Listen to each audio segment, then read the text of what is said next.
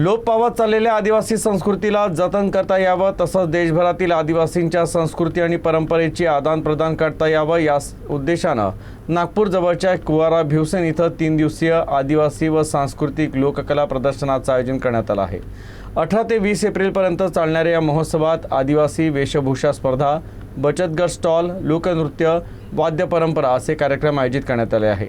याशिवाय अभिनेत्री Hema Malini, Indian Idol fame Shanmukha Priya आणि गायक कैलास खेर प्रमुख पाहुणे म्हणून उपस्थित राहतील। याबाबत आमदार आशिष जयस्वाल यांनी पत्रकार परिषदेत माहिती दिली। मोठ्या प्रमाणामध्ये राज्यात आदिवासी समाज राहतो। त्यांची बोलीभाषा, त्यांचे खाद्यकला, त्यांची वाद्यकला, त्यांचं लोकनृत्य, त्यांची वेशभूषा हा एक खूप प्रचंड समृद्ध वारसा आपला आहे। या वारसाला कुठेतरी एक व्यासपीठ मिळावं आणि या वारसाच्या माध्यमातून याला जतन व्हावं, याला राजर्षय मिळावं, त्यांना चांगला व्यासपीठच्या माध्यमातून त्यांना आपला कार्यक्रम प्रदर्शित करता यावं। ते गावात छोट्या छोट्या मंडळीमध्ये आपला कार्यक्रम करतात, परंतु युट्यूबच्या माध्यमातून, सोशल मीडियाच्या माध्यमातून देशातील लाखो लोकांनी ते पाहावं।